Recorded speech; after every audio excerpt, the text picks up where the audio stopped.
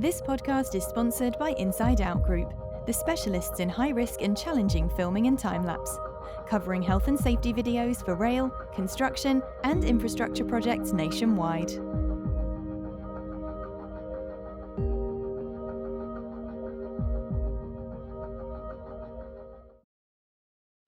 And welcome to this week's Safer Than Your Average. On the show this week we've got Matt Jackson, Head of HSEQ for WSP in the Middle East. He's also Vice Chair of the Consultants Group and on IOSH Council. Matt, if you just want to come in and introduce yourself a little bit. Thanks very much, Blair, and thanks for having me as well. So as you said there, I'm Head of HSEQ for WSP in the Middle East. I currently sit on the IOSH Council, and I'm also the Joint Vice Chair for the IOSH Consultancy Group. So thanks very much for having me. Awesome. So I don't know if you've seen the format of the podcast, Matt. I'd like to just go right back to the beginning. Tell us a bit about your early life, where you grew up. Yeah, sure. My early years, I was born and grew up in Liverpool, and through a movement between the family, I moved over to West Yorkshire, where I did my secondary education, and then from there really went on to join the army. So yeah, that's sort of a little bit about my childhood. Wasn't really that interested in school. Paid for it later on in life, unfortunately, having to study whilst trying to pin down a job. But I mean, probably one of the biggest things in my teenage years is that sort of kept me on the straight and narrow is I was a keen member of the Army Cadets. I really enjoyed it, if I'm being honest. It was something that, like I say, kept me on the straight and narrow, and was really something that's urged me to go on to join the Army later on in life. At 16, as soon as I got my results from school, I was on a bus into the city, signing up for the Army. 12 years later, and I was parting ways with my previous employer. Brilliant. What regiment were you in then? So I was in the Royal Engineers. I was a plant operator mechanic. So you sort of have three trades in the Royal Engineers. You're a soldier first, a combat engineer, which focuses on bridging, demolitions, water supply, and then you go off and do your trade. So by trade, I was a plant operator mechanic. Awesome. So pretty interested engineering then to start out with. Good grounding in that at the start of your career, Matt. Tell us a bit about working from there, moving out of that role and transitioning then out of the Army. How did that go for you? Yeah, I mean, it was an extremely difficult period, if I'm being totally honest. I look back now, nearly 9 years ago, coming from a very institutionalized workplace to my second career on Civvy Street. It actually took a significant toll on my mental health, if I was being honest. That's why I like to help a lot of people, ex-veterans doing that transition now, because I've been through that experience myself. But yeah, it was a tough transition for the first couple of years. I felt, as I transitioned, I had that construction engineering background anyway, so an element of my progression through the ranks in the Royal Engineers was towards the end of my career in 12 years that I served, was plant section commander, which, to put it in civilian terms, is like a junior project manager. Mm-hmm. And I was responsible for the running of very small military construction sites, and a large part of that was really focusing on the health and safety aspect, and I really enjoyed it, if I was honest. So, when I was looking at my second career, it was an easy transition and it was an easy decision to make to go into health and safety. Okay, so you moved into health and safety then. What was your kind of first safety job? So my first safety job was working for a very small consultancy in Abu Dhabi. They were working for the Centre of Waste Management down there, providing waste consultancy services. And at the time, Abu Dhabi government had just released a new management system criteria that every business in the Emirate had to have a management system in place to manage their health and safety arrangements within their businesses. So I was drafted in. It was a 6-month project where I came in, built a system for them, assisted with the implementation, training, meetings, inspections, etc. So yeah, that was really my first role in health and safety from my transition from the military. Okay, so quite interesting then. First role in safety outside of the UK. So transitioned out of the military and then went straight out to Abu Dhabi to work in safety. That's pretty interesting. How did you find that, Matt? Yeah, it was quite challenging, going from a very regimented, rule-based organisation or institution to particularly going out into the Middle East, where you've got lots of different cultures, nationalities, different maturity levels with regards to health and safety. So yeah, it was certainly a challenge to say the least. But it taught me some incredible lessons, that I'll never forget. And it's sort of it certainly led and assisted me in terms of getting to the point of where I am now. Where I feel fairly comfortable in my own skin. I mean, I'm not saying I'm a subject matter expert. No, I don't think anybody is. Every day is a school day. But it certainly fine-tuned those skills that I'm able to execute in my role as head of HSEQ with WSP. Okay, so can you chat us through your career journey then? After the small consultancy in Abu Dhabi, where did you go to after that, Matt? Yeah, so I left there. Like I say, it was very small. It was a very short window, 6 months, going in developing a system. From there, I went and worked for a local, a government education facility, which is called ADVETI. And that's short for Abu Dhabi Vocational Education Training Institute. You can see why they shortened that. So yeah, and I was a health and safety instructor, and I was teaching local Emiratis level 3 and level 5 health and safety, and I was also delivering some commercial courses. So probably the most significant one that I delivered was for the OSHAD, who's the regulator in Abu Dhabi. So I talked about the system that Abu Dhabi put in place when I first came out to the region, and as part of the progression of the implementation of that system, they then developed a practitioner registration scheme, and every practitioner had to go through this course, which was a 2-day course, giving the insight to what the system is, the objectives of it, and they had to have an understanding of that before they then had to sit an examination, and they can then register as a practitioner. And based on their experience and competency levels, they were then given either a grade A, B, or C practitioner membership level, scheme level. So, yeah. From there, I moved into a local contracting company called Al Jaber. So at the time, it was probably the largest contracting group in Abu Dhabi.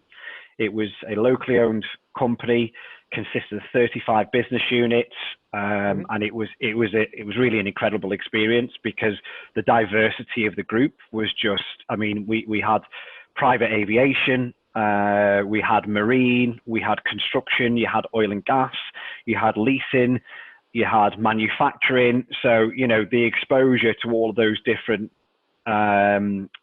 business units was just an incredible learning curve. And again, taught me some really valuable lessons. And then from there, I joined WSP 5 years ago. I joined the business as a health, safety and risk management consultant. So providing consultancy services to our clients on management systems, training.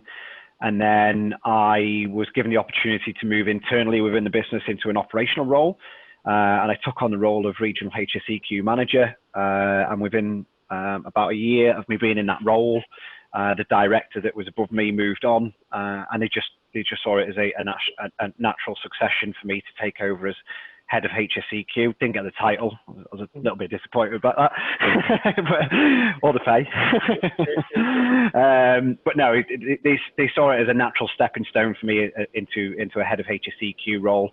With the opportunity to grow into that director role in given time. So with the right investment and encouragement, so hopefully someday I'll achieve that role of director of HSEQ, but still working towards it. Yep, totally. And you're based now in Dubai. So, I am. how have you found the lockdown in Dubai? What's been happening? Yeah, to be honest, being in a regional role, I travelled quite a lot. You know, we sort of operate across 5 geographies within the region, with the UAE primarily being our biggest base. Second to that is probably Qatar, Saudi Arabia in third, and then we also have some operations in Kuwait, Oman, and a pocket in Jordan through a recent acquisition of Lewis Berger. We picked up a project over there on an airport. So yeah, I travel quite a lot, and then all of a sudden, you know, with COVID sort of setting in, you know, that had a huge impact on our flexibility of moving around the region. Yeah, it's been quite. I don't think anyone can say it hasn't been a challenge. It's been a huge change. You know, almost going from being on a plane quite a lot, you know, on an office in project sites, to all of a sudden being, you know, stuck in your own home behind a computer screen, and, you know, trying to achieve the same aims and objectives that you set out for the year from the comfort of your own home. But yeah, I think, you know, particularly in Dubai, what we've seen is they've been quite aggressive on their testing, which has been very reassuring. You know, is that track and trace mechanism that they've had here. You know, there's really been no expense spared in terms of testing residents. So yeah, I think a sense of comfort has come with that. Although it has been, you know, it's definitely been challenging. Okay, interesting. So you've had quite a long and illustrious career then, Matt, over a few different businesses, and you're now progressing towards that directorship role. What's been the biggest challenge across your career in health and safety? I think my biggest challenge has been trying to change the perception of what we do as safety professionals. You know, I think our industry gets a lot of negative connotations associated with it. I don't think, you know, that some of the media particularly, you know, have got our backs in that regard. But I feel as a profession, you know, we're a lot more than just health and safety professionals now. I think we've evolved. I think we've learned new skills, particularly in the art of business.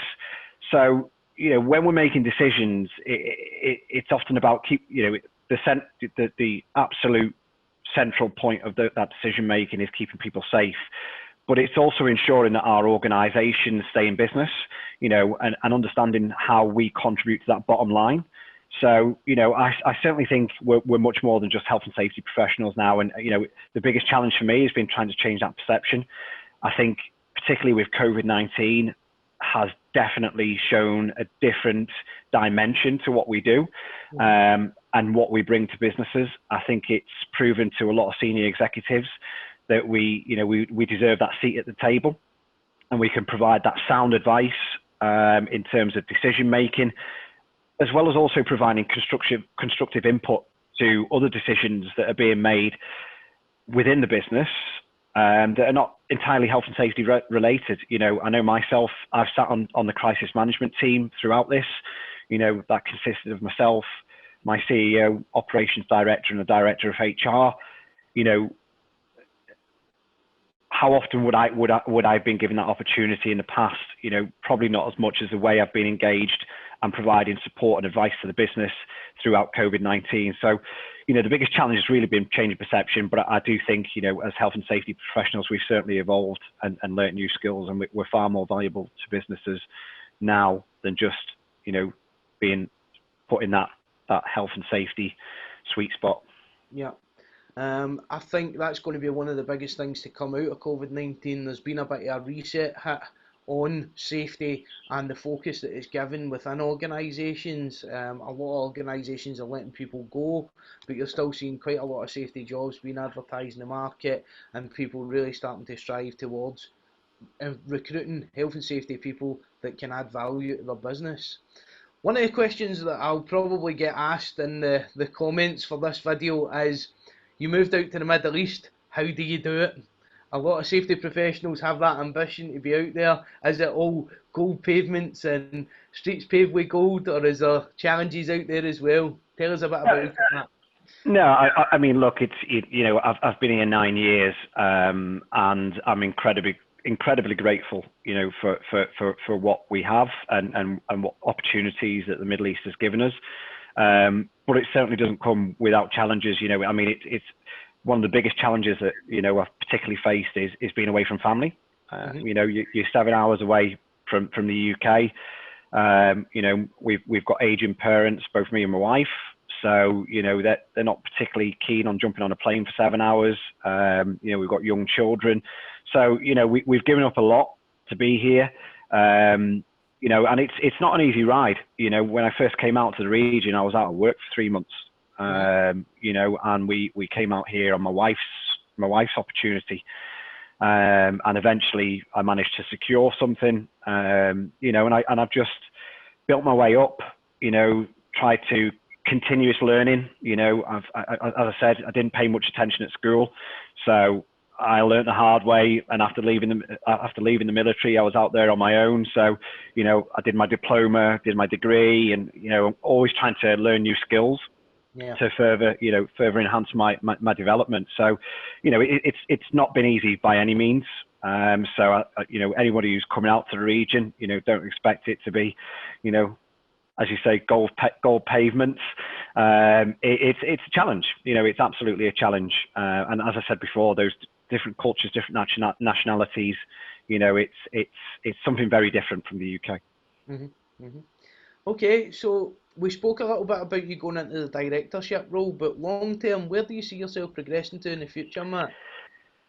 So my ambition is to work towards that directorship. But I also really enjoy the operational side of the business, and I think particularly in our role as health and safety professionals, we get a fantastic insight to how a business operates and how it functions.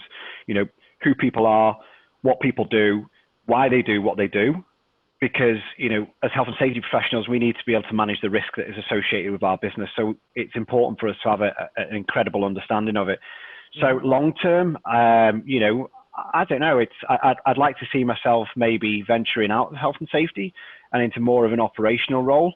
But look, we're in a changing world. Who knows? I might go somewhere else and or move up into another role within our own business, and feel quite comfortable staying there and still feeling challenged. Mm-hmm. Mm-hmm. And it's all about keeping that motivation and feeling challenged, isn't it, in the role? When you start to stagnate in it, it's time to move on and look for something else. You mentioned as well about the transition out of the military, and you're doing a bit of work to help people that are transitioning out. Have you been coaching people coming out of the military, or what have you been involved in? Yeah, so I mean, I'm on LinkedIn, and I'm on social media as well. So I've got a lot of friends, sort of reach out, and they're either considering leaving the military, or they're in their trying to think of the word of the when they come out. Your resettlement period. Okay, yep. So sorry, your resettlement period. Yeah, so people who are in resettlement, people who are thinking about leaving, people who are naturally coming towards the end of their career. They're 22 years in the military. So I engage a lot with the military network, veterans. So yeah, I do quite a lot of work with them, and try and provide them with as much advice as I can give them, and really try and prepare them for that transition. Fantastic, and it's something that Jimmy Quinn on the show a couple of weeks ago, he was talking about as well. He's going to be the president of IOSH. He's the president-elect at the moment. He's done a fantastic job. He's done a webinar recently with principal people, looking at people coming out of the military, transitioning into a safety role, and I think they're well suited. I've worked with some really great ex-military guys across my career, so I think that'll be absolutely fantastic. How do people get in touch with you then? On LinkedIn, if they want to get advice from your guidance? Yeah, absolutely. I'm approachable on LinkedIn. I think that's probably the only network that I'm on, professional network that I'm on, where you'll be able to get a hold of me. So yeah, I mean, I'm on there. I'm quite active. Yeah, so absolutely. If you want to get in touch, is just reach out. I'm happy to help where I can. Yep, and that's how I reached out to you to get you on the podcast. So if you're approachable, reach out to him if you want any advice or guidance. So, what advice would you give to someone then starting out in health and safety today, Matt? I'd say get involved, build a network. I think that's probably, one of the key aspects of my own career and how I've progressed is, building that solid network, adding value to what you get involved in. I came out here and started off with the ISUAE branch as the events coordinator. I then later went on to the branch chair. But yeah, just get involved. Being involved with your professional body just opens so many doors. Both professionally and personally as well. You make some great friends out of there. And try and get a mentor. Absolutely, try and get a mentor. It's one of the things that I didn't have a formal mentor, but I've had a lot of mentors throughout, my career. I mean, probably some of the most notable ones is Rob Cooling. So I worked quite closely with Rob in IOSH, and I ended up getting a role with WSP through Rob, and it taught me some incredible lessons, which is really sharpened those skills. Jimmy Quinn, is one of the others. I worked with Jimmy at Al Jaber. He actually took me through my NEBOSH course. Yeah. So when I first left the military and I was doing my resettlement period, he was teaching me on my NEBOSH course, and then we later worked together. And again, he's been an incredible mentor, and more often than not, Jimmy, he's absolutely fantastic. Heart of gold. Yeah, heart of gold. Yeah. So, and we're constantly on WhatsApp to each other. I'm bouncing things off him. He's been, like I say, he's been an incredible mentor. Darren Platts, again, another guy I worked with at Al Jaber, ex-military. I think Jimmy sort of touched on how strong that network is and really, how powerful it is. So yeah, I mean, I'm a current manager now. I think, although he's not a health and safety professional, he's operations. It's important to have mentors within your own industry, but also, in other disciplines, because it sharpens different skills.